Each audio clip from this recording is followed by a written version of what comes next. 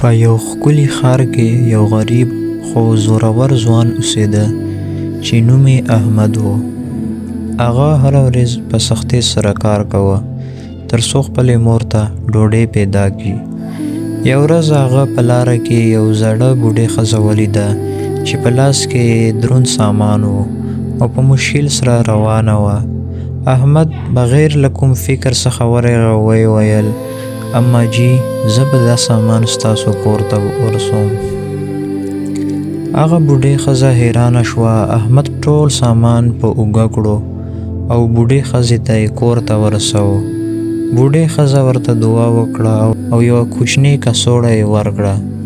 کله چې احمد کور ته راغی او کڅوړه یې خلاصه کړه نو هغه حیران شو. په کڅوړه کې یو ښکلی شی و چې په رڼا کې چمکېده. دا یو قیمتي تحفه وه. بل سبا هغه بوډۍ ښځه بیا راغله او ویې ویل: زما زویه، ته هغه ځوان یې چې زما مرسته یې کړې وه. زه د دې ښار یو ښه سوداګره یم.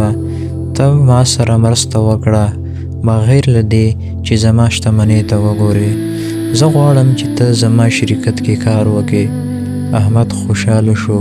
هغه له هغې ورځې وروستو سخت کار کاوه او خپلې مور ته یې ښه ژوند برابر کړه. پایله یې دا ده چې رښتینې لویي په شتمنۍ کې نه وي بلکې په زړه کې وي. یو ښکلی عمل کله کله ټول ژوند بدلوي شي.